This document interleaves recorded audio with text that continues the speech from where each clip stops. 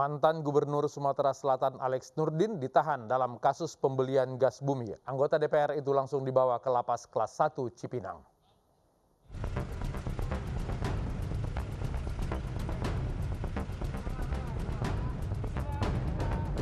Usai menjalani pemeriksaan terhadap 2 orang saksi, penyidik Jaksa Muda Pidana Khusus Kejaksaan Agung hari ini menetapkan mantan Gubernur Sumatera Selatan Alex Nurdin sebagai tersangka.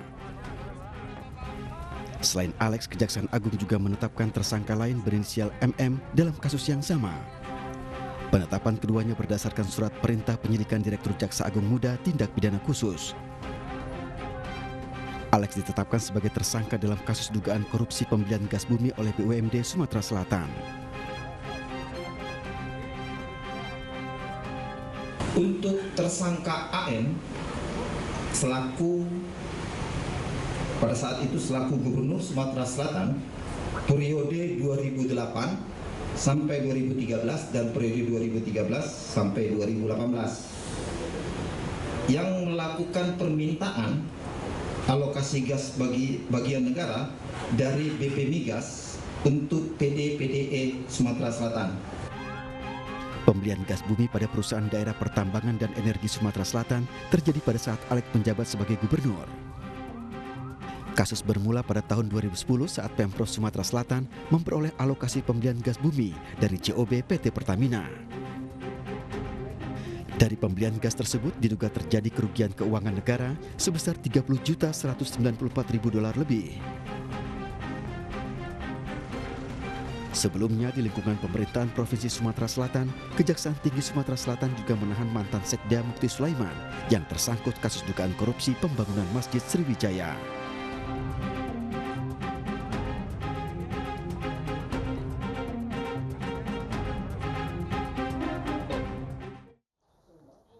KPK menantang badai dengan tetap memecat 57 pegawai yang tidak lolos tes wawasan kebangsaan. Pegawai KPK yang dipecat kini menanti janji Presiden. Mereka adalah komisioner yang dipimpin oleh Saudara Firly Bahuri, mencari orang-orang selama ini yang betul-betul KPK yang punya integritas. Dan kawan-kawan bisa menelisik daripada 57 kawan kita yang dipecat. Mereka itu tidak pernah melakukan kesewenang-wenangan dalam menjalankan pekerjaan. Kuasa hukum pegawai KPK yang tidak lolos TWK ini berharap pimpinan KPK di bawah komando Firly Bahuri terketuk hatinya dan tidak mengambil keputusan pemecatan. Aksi ini sebagai respon keputusan KPK yang tetap memecat 57 pegawainya meski kerap menjadi sorotan. Percepatan pemecatan juga memantik polemik karena sedianya para pegawai KPK yang tidak lulus TWK baru akan selesai masa baktinya pada 1 November mendatang. Namun, Firly Bahuri CS memutuskan pemberhentian akan berlaku per 30 September nanti.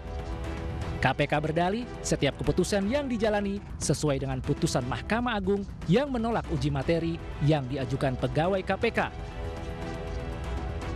Memberhentikan dengan hormat kepada 50 orang pegawai KPK yang dinyatakan tidak memenuhi syarat per tanggal 30 September tahun 2021. Memberi kesempatan kepada 3 orang pegawai KPK yang baru menyelesaikan tugas dari luar negeri untuk mengikuti asesmen tes wawasan kebangsaan yang akan dimulai pada tanggal 20 September tahun 2021. Ketua Wadah Pegawai KPK Nonaktif berharap keputusan atas nasib 57 pegawai mengikuti arahan Presiden. Yang jelas, kami sampai hari ini masih menunggu dan masih setia dengan putusan dari Presiden ketika memberikan arahan yang lalu bahwa tidak boleh diberhentikan. Pengalian status pegawai KPK menjadi aparatur sipil negara (ASN) harus menjadi bagian dari upaya untuk pemberantasan korupsi yang lebih sistematis. Hasil tes wawasan kebangsaan terhadap pegawai KPK hendaknya menjadi masukan untuk langkah-langkah perbaikan KPK, baik terhadap individu-individu maupun institusi KPK, dan tidak serta-merta dijadikan dasar untuk memberhentikan 75 pegawai KPK yang dinyatakan tidak lolos tes. Sebelumnya, dari 75 pegawai KPK yang tidak memenuhi syarat untuk tes wawasan kebangsaan, 24 diantaranya dinilai masih dapat dibina agar layak menjadi ASN. Lebih lanjut, KPK menegaskan pemberhentian pegawai telah berkoordinasi dengan Kemenpan RB dan Badan Kepegawaian Negara.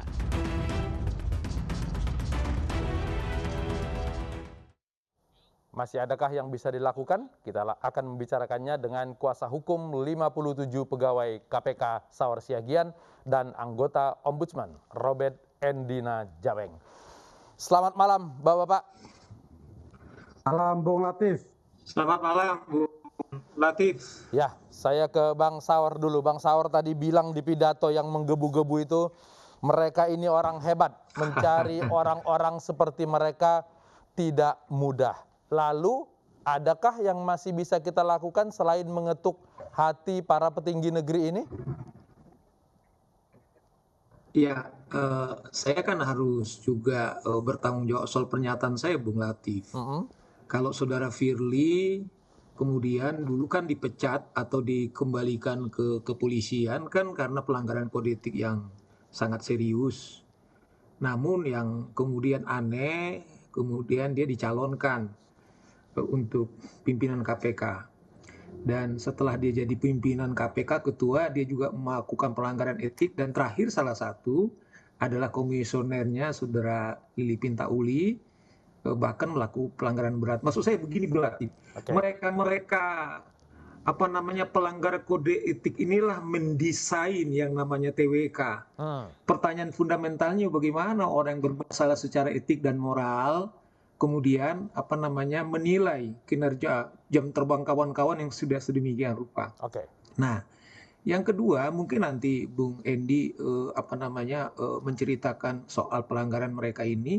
Nah, dari awal pertanyaan-pertanyaan mereka ini kan soal bagaimana keaktifan mereka ini dulu ketika protes, ketika Firly akan kembali ke KPK, ada ribuan staf KPK yang melakukan petisi penolakan karena memang jejak rekam dia bermasalah, dan inilah yang mereka cari, salah satu mengejar orang-orang ini harus segera dilumpuhkan dari KPK. Dan yang kedua, saya kira kawan-kawan kita juga lihat sesungguhnya ini kan bukan serangan yang pertama, sudah berkali-kali serangan yang dihadapi kawan-kawan ini. Ada yang mobilnya ditabrak, ada yang dikeroyok, dan yang terakhir adalah matanya disiram, Bung Latif, dan yang nggak tanggung-tanggung. Yang menyiram itu adalah dua anggota kepolisian, yaitu dua Brimob yang sudah mendapat inkrah. Pertanyaannya, apakah mereka ini sedang dihukum, apakah sedang berkeliaran, itu juga harus kita ini. Nah, ini yang kita bilang. Jadi TWK ini lebih kepada upaya untuk membuang orang-orang baik yang memusuhi para pimpinan KPK. Saya kira begini, persis. Misalnya begini, kan dari 75 dulu Bung Latif, tiba-tiba bisa disunat, kemudian jadi 51 tadinya. Tetapi yang 24 yang bisa dibina ini tanpa ada lagi pertanyaan, tanpa ada lagi diskusi, atau tanpa ada lagi ujian, tiba-tiba lulus. Nah, pertanyaannya parameter apa yang kemudian KPK ini atau yang membuat pertanyaan ini sehingga ada orang yang bisa lulus tanpa kemudian dites lagi, ada yang bisa lulus. Nah, itu yang kita bilang kan bagaimana sangat kasat mata main-mainnya atau suka-sukanya, padahal ini menentukan nasib orang. Kalau ini hanya dasarnya suka-suka, berarti tidak ada upaya lagi yang bisa dilakukan oleh 57 pegawai KPK ini. Nah, justru ini saya kira karena ini pelanggaran hukum yang sangat serius, karena mereka juga menyeludupkan putusan daripada Mahkamah Agung, padahal perintah undang-undang revisi itu kan dalam 2 tahun status mereka ini harus beralih menjadi ASN. Tidak ada dikasih wewenang kepada mereka untuk membuat mereka ini lulus dan tidak lulus. Memang putusan itu bisa melakukan TWK. Tetapi domain itu seperti putusan perintahnya adalah kepada pemerintah. Nah, inilah yang disebutkan oleh Firly.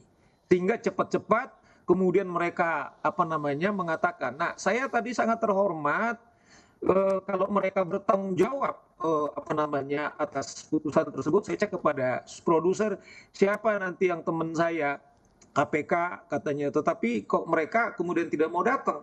Inilah yang kita bilang dari awal bahwa sesungguhnya tes wawasan kebangsaan ini tidak betul bahwa untuk orang lulus tidak lulus. Jelas putusan MK tidak boleh merugikan satu orang pun. Nah, yang kita harapkan adalah seperti kata Presiden. Makanya kita buat dalam kemarin itu kita buat posko darurat KPK karena telah mati nurani daripada KPK menyurati Presiden. Jadi karena ini nanti toh akan legasi daripada Presiden kalau nggak diselesaikan. Bukan soal ini bukan wewenang saya, tidak wewenang saya. Karena revisi itu dari Presiden. Kemudian pembentukan kepanitiaan itu adalah Presiden. Jadi orang ini terpilih atau tidak adalah Presiden. Jadi nggak bisa melepaskan tangan, saya kira. Karena ini sesuatu peristiwa yang sangat serius. Baik, Bang Saur. Saya ke Bung Endi dulu. Bung Endi, putusan ORI tentu saja sudah kita dengar ada penyalahgunaan wewenang di sana dan ada rekomendasi kepada Presiden. Tapi sepertinya Presiden lebih memilih menerima putusan MA dan MK dibanding dengan ORI. Ada perkembangan terbaru dari rekomendasi Ombudsman kepada Presiden itu? Sebenarnya tidak bisa dikatakan seperti itu, Bung Latif ya. Presiden lebih memilih Mahkamah Agung dan MK ketimbang kita karena memang produk pamungkas Ombudsman yang kalau di organisasi ini disebut mahkota Ombudsman, yaitu adalah rekomendasi, baru disampaikan tadi siang, Mas Latif. Tadi siang itu kita mengirimkan ini kepada Bapak Presiden dan sudah diterima oleh Sekretariat Negara dan juga kepada Ketua DPR, sudah diterima oleh pihak Kesekjenan, rekomendasi kami, yang ini merupakan rangkaian lanjut dari produk sebelumnya yang mungkin oleh publik dianggap itu sudah rekomendasi, padahal belum. Yang ada sebelumnya itulah laporan akhir hasil pemeriksaan yang memang isinya lebih kepada tindakan-tindakan korektif yang kami minta kepada pihak terlapor, dalam hal ini KPK dan BKN, dan saran perbaikan kepada Bapak Presiden. Tetapi karena produk laporan akhir ini ternyata tidak mendapatkan respon yang seperti yang kami minta, bahkan kemarin pimpinan KPK mengeluarkan surat pemberhentian, itu kemudian kita berlanjut pada sesuai dengan mekanisme kita. Setelah laporan akhir ini memang kita memberikan ruang bagi pihak terlapor untuk menyampaikan hak prosedural mereka, yaitu keberatan, dan setelah itu kemudian kita menyusun rekomendasi yang intinya memang adalah sebenarnya Bung Latif secara normatif rekomendasi ini juga kita sampaikan kepada KPK, sampaikan juga kepada BKN, intinya adalah wajib untuk melaksanakan proses pengalihan pegawai KPK menjadi pegawai ASN. Tetapi kita semua lihat faktualnya tampaknya rekomendasi yang bersifat normatif seperti ini tidak akan bergayung sambung, sehingga kemudian ini diarahkan kepada Presiden sebagaimana judul dari acara kita hari ini, yang kemudian memang menempatkan nasib 56 atau 57 ya, karena satunya kan pensiun Mas Koko begitu, itu kepada Presiden. Kenapa Presiden, Mas Latif? Pertama adalah karena memang sesuai dengan kerangka kerja di Ombudsman, rekomendasi itu diberikan kepada atasan terlapor. Atasan terlapor yaitu KPK dan BKN itulah Presiden. Itu satu. Kemudian kedua adalah secara kelembagaan kita semua harus melihat bahwa pasca Undang-Undang 19 2019 KPK secara organisasi, secara kelembagaan dan tata kelola di luar soal justisianya atau soal urusan hukumnya, dia adalah bagian dari rumpun kekuasaan eksekutif. Yang kalau ditarik ke atas secara kelembagaan itu komando tertinggi pada Presiden. Dan kemudian ketiga artinya adalah sebagai komando tertinggi Presiden masih punya ruang tidak untuk menganulir putusan yang sudah diambil oleh pimpinan KPK ini?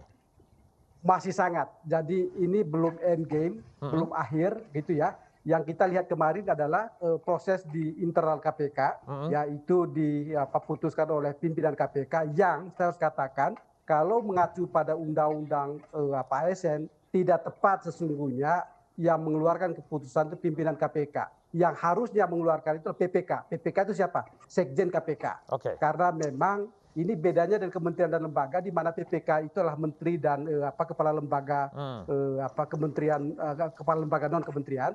Kalau untuk lembaga negara dan lembaga non struktural, PPK-nya itu sekretaris jenderal, sama seperti di ombudsman. PPK itu bukan ketua ombudsman yang menerbitkan surat terkait dengan pemberhentian, pemindahan dan pengangkatan, itulah sekretaris jenderal. Tapi itu satu isu yang nanti kita bisa diskusikan. Tapi poinnya adalah siapapun yang menerbitkan keputusan di internal KPK itu tidak boleh kemudian yakin bahwa ini sudah akhir, karena di atas itu kita kembali ke konstruksi aturan di mana pemegang kekuasaan tertinggi dalam pembinaan ASN itulah presiden. Ada presiden. Adapun kewenangan yang dimiliki oleh PPK itu adalah delegasi presiden. Maka ketika PPK yang di KPK atau pimpinan KPK tidak, Kakak Endi dan Bang Saur, kita dengarkan dulu apa kata Presiden terkait dengan nasib 57 pegawai KPK ini.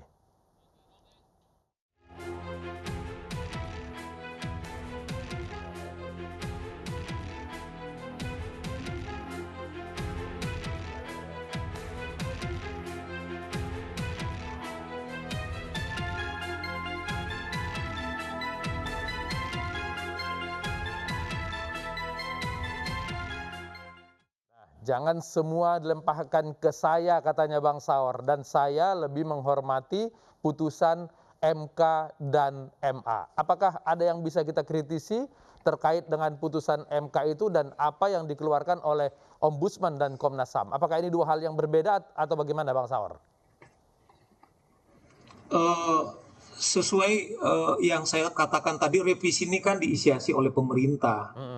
Revisi Undang-Undang KPK, salah satu adalah bahwa pegawai KPK itu akan menjadi aparatur sipil negara. Jadi di undang-undang itu kan dalam 2 tahun harus menjadi ASN. Jadi ini kan peralihan. Nah, seperti Bung Endi tadi bilang, di undang-undang itu tanggung jawab pembina tertinggi itu kan adalah presiden sendiri.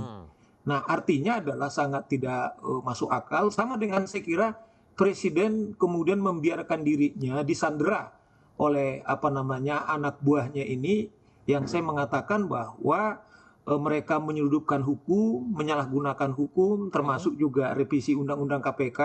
Betul mereka bertanggung jawab untuk mengalihkan dalam 2 tahun, tetapi tidak ada di sana mereka kemudian berhak untuk mengatakan lulus tidak lulus. Tetapi soal lulus tidak lulus diserahkan kepada pemerintah. Pertanyaan fundamentalnya, Bung Latif, siapa pemerintah? Pimpinan tertinggi pemerintah dalam hal ini rempun eksekutif seperti di Bung Endi tadi adalah presiden. Nah, kecuali misalnya presiden mau lepas tangan, saya kira dari awal presiden kemudian mengatakan ini lulus tidak lulus. Saya kira sampai sekarang saya kemudian jadi harapan karena rekomendasinya kawan-kawan ORI baru hari ini, kemudian presiden bisa membaca utuh, tetapi tidak diberikan nasihat oleh orang-orang sekitar presiden yang menyesatkan daripada presiden. Gitu loh Bung Latif. Jadi saya kira ini bukan soal semuanya, tetapi ini saya kira tanggung jawab beliau. Kalau tidak, karena mereka ini kan sudah jejak rekamnya Bung Latif, para petarung. Saya kira jangankan saya bilang para pencuri aja, penggarung di bangsa ini. Bayangkan ketua DPR, ketua MK, dan lain-lain mereka bisa kejar kok. Apalagi ini menyangkut diri mereka. Saya kira ini harga diri. Saya pikir bukan soal menang dan atau kalah. Tapi mereka ini adalah para pejuang. Enggak lah. Pasti mereka akan bertarung semaksimal mungkin. Pertanyaannya, apakah kemudian KPK hanya menghabiskan energinya harus melayani ini sementara mereka mengatakan butuh 400 staf. Mengapa yang 53 ini yang mereka sudah teruji juga rekamnya kemudian disingkirkan? Kita minta kepada presiden supaya jangan sampai kemudian dia dibohongi oleh orang sekitarnya. Makasih Bung Latif. Kakak Endi, kalau misalnya presiden nanti campur tangan, apakah ini bisa masuk kategori intervensi kepada lembaga independen seperti KPK? Sama sekali tidak. Karena memang kembali bahwa secara kelembagaan KPK itulah bagian dari rumpun kekuasaan eksekutif Dan dari sisi substansi masalah kepegawaian, Presiden adalah pemegang kekuasaan tertinggi dalam pembinaan kepegawaian. Adapun yang di KPK itu hasil delegasi, maka ketika kemudian yang diberikan delegasi kewenangan tidak menjalankan sesuai dengan, kalau dalam bahasa ombudsman, sesuai dengan tata administrasi yang benar, malah yang terjadi adalah maladministrasi proses, maka kemudian memang kami, kenapa kemudian dorong kepada Presiden adalah untuk pertama melakukan koreksi atas keputusan dari pimpinan KPK kemarin. Satu. Kemudian kedua adalah kita berharap meminta Bapak Presiden, ini bahasa lembaga negara, jadi bukan mendesak ya, berharap dan meminta agar kemudian mengambil alih, take over keputusan terkait penetapan hasil yang kemudian sesuai dengan harapan dari Ombudsman sebelum 30 Oktober sudah terjadi peralihan status dari pegawai KPK menjadi pegawai ASN. Sesungguhnya itu adalah harapan puncak kita, Bung Latif. Meskipun sudah diumumkan seperti ini oleh pimpinan KPK, tetap masih ada ruang untuk mengkoreksi itu? Masih karena yang diumumkan oleh pimpinan KPK adalah keputusan internal KPK, sementara di atas KPK masih ada otoritas tertinggi, yaitu Bapak Presiden. Kenapa kemudian memang muara ini akhirnya kepada Bapak Presiden, bukan untuk kemudian seperti yang disampaikan beliau bahwa jangan semuanya ke saya, gitu ya? Bukan. Karena kerangka kerja Ombudsman memang harus bermuara ke beliau dan isu kepegawaian maupun kelembagaan memang pada akhirnya menempatkan Presiden sebagai pengambil keputusan akhir. Oke, Kakak Endi dan Bang Saur, kita tunggu yang terbaik untuk bangsa ini. Selamat malam.